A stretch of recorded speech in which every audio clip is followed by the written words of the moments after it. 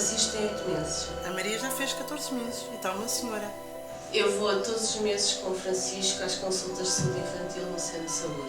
Nos primeiros tempos ainda ia todas as semanas. Agora não. Se tiver algum problema, falo com a enfermeira. Eu levo a Maria 3 em 3 meses ao pediatra. Mais uns meses e só vai de 6 em 6.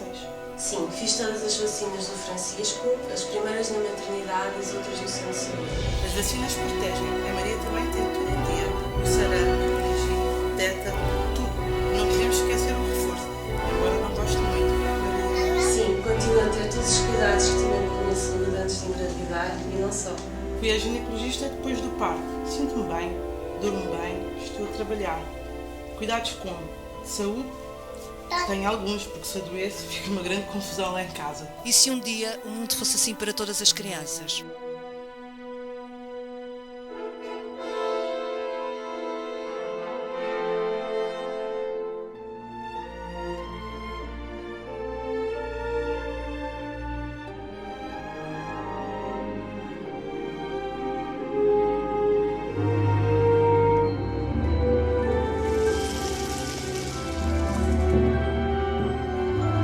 This is the story of how my village survived Ebola. Bats brought the tiny Ebola germs, too small to see, so small yet so dangerous. Without realizing, grandfather rubbed a little blood in his eye. Ebola germs came into his body.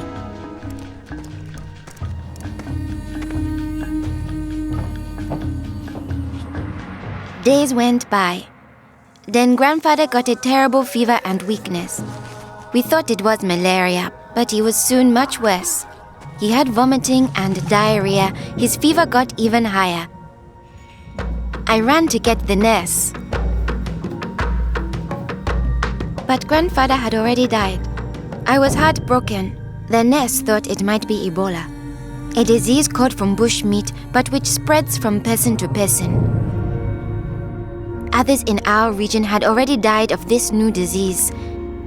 Unless we understood the disease and followed their rules, it could spread further and kill many more people. She explained that Ebola was in the body fluids of someone who was sick or had died of Ebola. Their sweat, tears, mucus, saliva, vomit, diarrhea, urine, breast milk, sexual fluids, and blood. When we touch a sick person's body fluids, the Ebola germs can get into small breaks in our skin or into our eyes, nose, or mouth. The Ebola germs spread into our body and make us sick. When somebody dies of Ebola, that body is much more contagious. No one should ever touch the dead body. The nurse advised us to wash our hands with soap and water right away. She contacted the trained burial team to help us bury grandfather's body safely. The burial team came. They comforted us and explained what they had to do to protect us. The team wore protective clothing that kept them safe from the dangerous germs.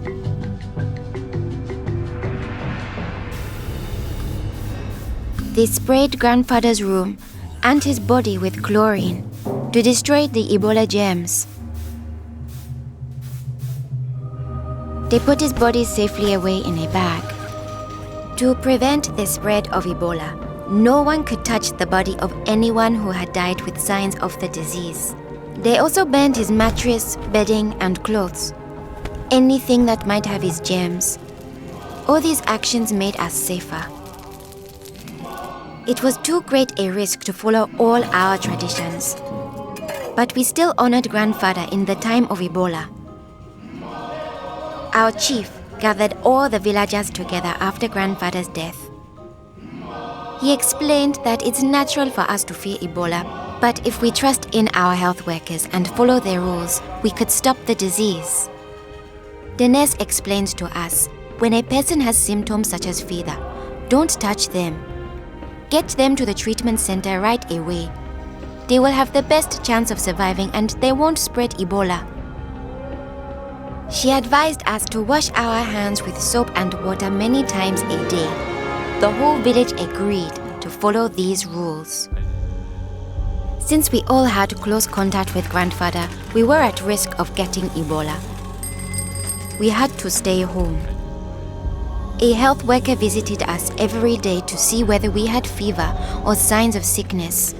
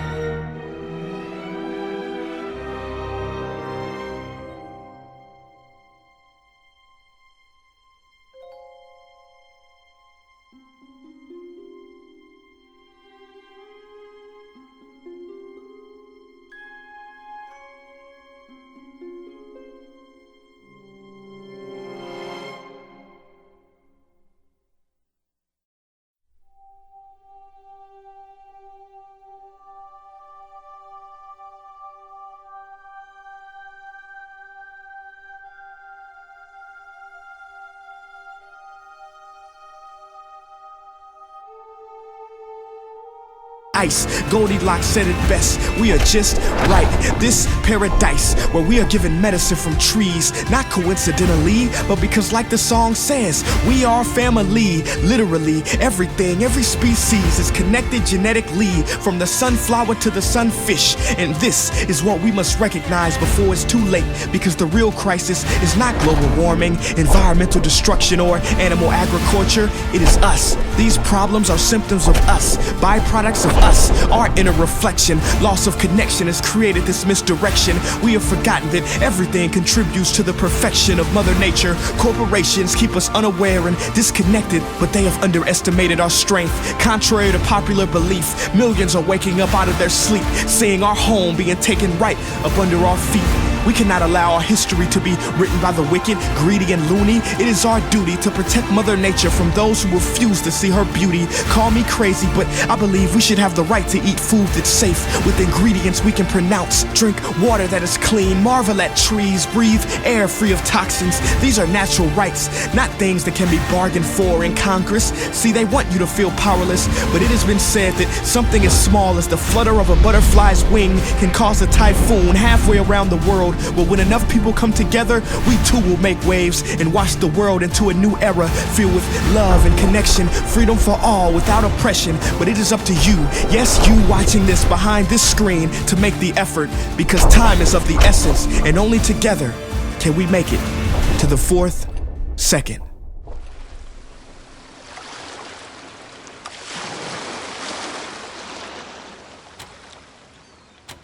We can no longer rely on those who have polluted our air, water, and sea for a solution.